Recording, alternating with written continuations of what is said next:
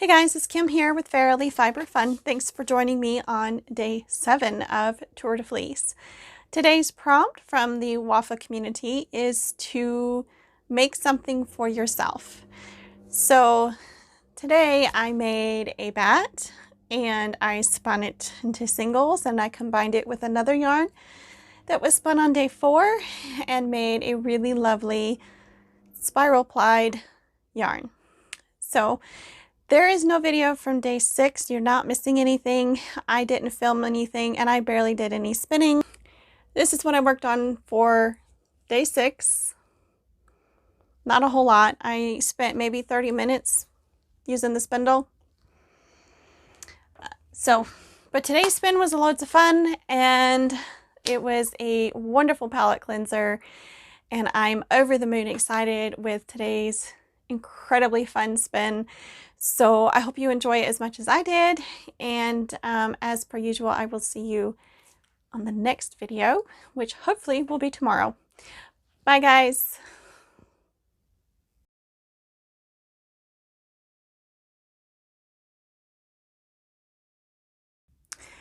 Alright, so this is Tour de Fleece day 7, July 7th, and I am using this mix of fiber from Creative Ripples by Lisa, and it is called Forest Glade, containing Lincoln long locks, mixed breed wool locks, sari silk, and flax.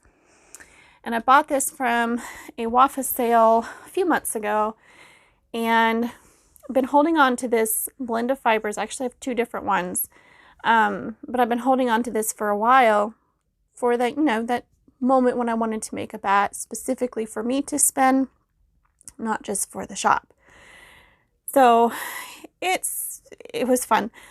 I started out with sandwiching and decided that I wanted to play around with different ways to put those add-ins in there. So some got painted, some, like you're seeing now, thoroughly picked open the curly locks. I had the most fun with this, and actually I think I prefer the less picked locks. There's sari silk, there's the flax I'm putting on now, just so much fun stuff. And I grabbed Cheviot and Corriedale fiber and some bats I had made a while back that are a blend of all sorts of things, and just kind of threw it all together into this bat. I just had the most fun, and there's no pressure, there's no it has to be a certain way, there was no idea in my head of what I wanted to do. I just wanted to go along with the color theme of the add-ins. And after I made this, I started thinking about all the other things I could do with these add-ins, and I've got too many ideas and I don't have a clue what to start with. So now I'm on idea overwhelm. Anyway, I'm going to cut some music on and I will be back with talking portion for the spinning. I will be back to talk some more during the spinning portion. Okay, I'm going to let y'all enjoy the music. See you in a minute.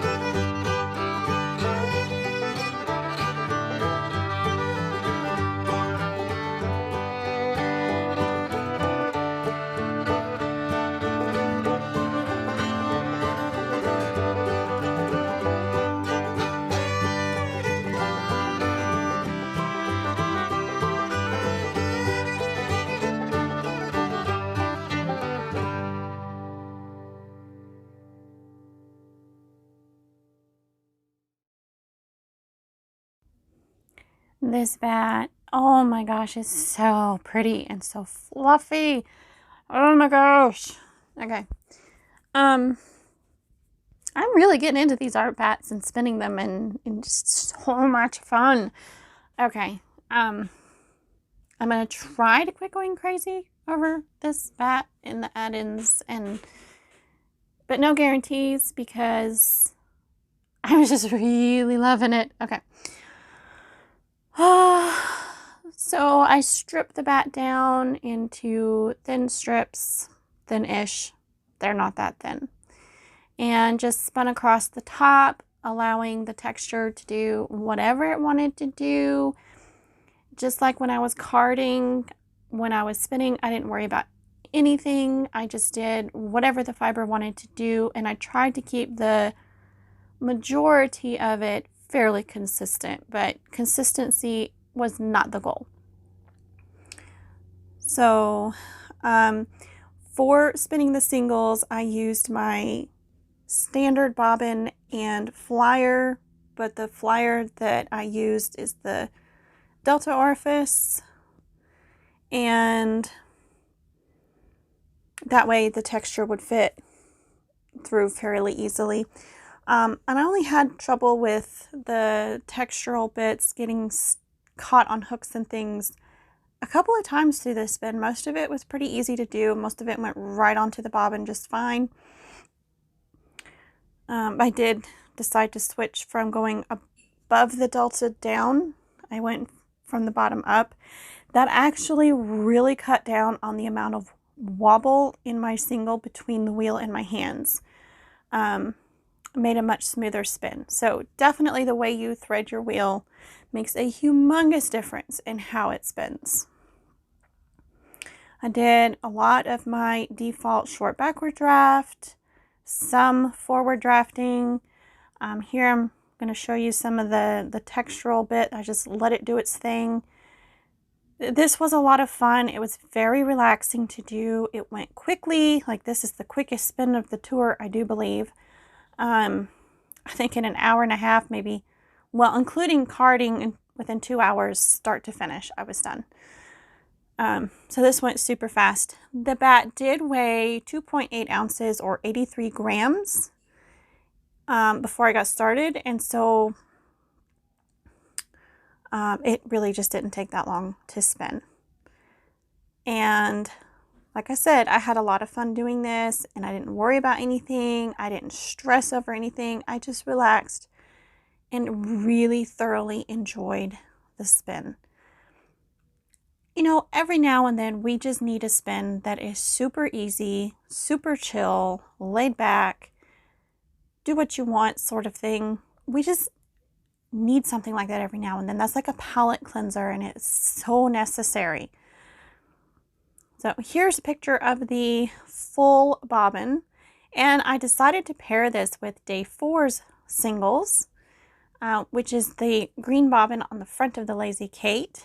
And what I'm doing is spiral plying. So typically when I do this, I have 2 Lazy Kates, one on my right and one on my left. And the one on the left is the core yarn or the plying yarn. And the one on my right is the textural singles that I want to spiral around the other one. But in this case, I decided to use just the one Lazy Kate, and you know, it worked great. So I'm tensioning that front bobbin, the thread off the front bobbin, really tensioning that and using my other hand to lift the yarn off the bobbin so that it'll just spiral right around the other bobbin. So the single I spun on day 4 was a very old dye job on roving. It's Gulf Coast and Gulf Coast Cross that I had sent to the mill to be turned into roving for dryer balls, and then decided to experiment with dyeing it. And it had spun up beautifully. It was thin, fairly consistent, and I thought those colors perfectly match the bat that I just made, so I wanted to use that. And also, wool on wool is not as slippery as, say, wool on mercerized cotton. So I think this is going to be so much better than any other spiral plying that I've done using slippery thread or crochet thread, cotton, sewing thread, anything like that. This will be more sturdy, and the spiraling won't shift around on the core yarn. Anyway, this was fun to do, and I enjoyed watching the texture come through in those coils. Spirals, I've got to get my terminology right. My Lazy Kate did tip over, and I just left it like that. It's like, you know what? It's not worth trying to fight with it, and this was easier to have the bobbins upright instead of sideways. I actually prefer to use the Lazy Kate this way. There's feet on the bottom of it, but I always turn it on its back. Anyway, I had so much fun with this spin. I hope you enjoyed watching, and as per usual, I will see you tomorrow. Happy spinning, happy tour de fleece.